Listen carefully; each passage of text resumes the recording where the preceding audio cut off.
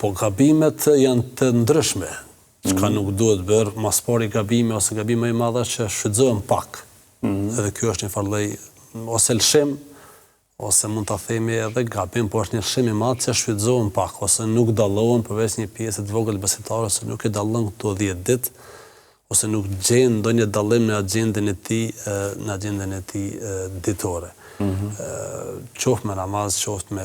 lexim të Kuranit, qoftë me sadak, qoftë me nuk vren ndonjë dallim ose shtim të intensitetit të ibadetit në veçantë gjatë ditëve,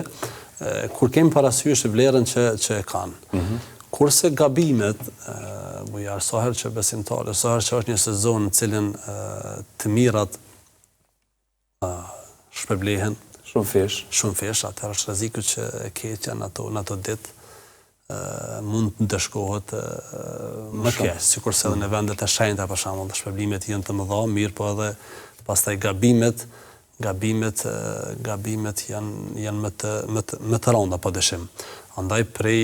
gabimet çka bëjnë besimtarët të ditë janë të ndryshme, po specifikojnë ndoshta një gabim mirë, po gabim më i madh është mosfalja, qoftë hiç, qoftë me rregull e namazit, dhe ky është gabim që besimtarët i përcjellin jo vetëm gjatë këtyre 10 ditëve, por në vazhdimsi, po bëhet pak, falet pak namaz, Thirrja e qurbanit, elhamdulillah, si ibadet është jashtëzakonisht është sensibilizuar shumë masa dhe vrejet një ngritje e madhe e vetdijes tek ky ibadet që ndoshta jo që ka mungu mirë, po ka qenë pak ma tepër. Andaj besimtarët më rrugë atyre ditë prej mëkateve të ndëgjimit, të dëgjues, gibeti, ndëgjimi harame, shiqimi harame, zullumi ndaj dikujt pa drejtësia që është zakonisht prej gjërave të shëmtuara që besimtarët ndoshta ka njerë nuk i vrejnë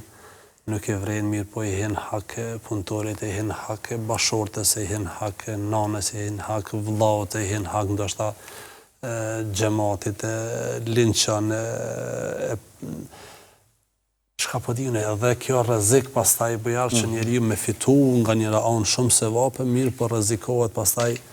ose i rrezikon këto sevape me mëkate në veçanti nëse ju hin hak të tjerëve. Dhe kjo është rreziku më i madh, dhe kjo është rrezik serioz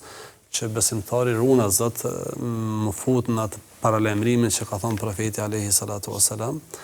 një ditë për thotë shokëve të tij, të dëmën me muflis, a dini kush është i bankrotuar, i kapituluar, kush është ai që vërtet ka fituar dhe ka humbë. Falimentuar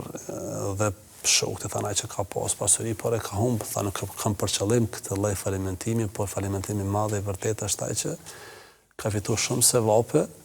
por në njëjtin kohë nuk e ka ruajt veten, nuk e ka ruajt gjuhën e tij, nuk e ka ruajt shiqimin e tij dhe nuk e ka ruajt duart e tij, por ka bërë padrejtësi, zullëm, mëkate, dhe kështu që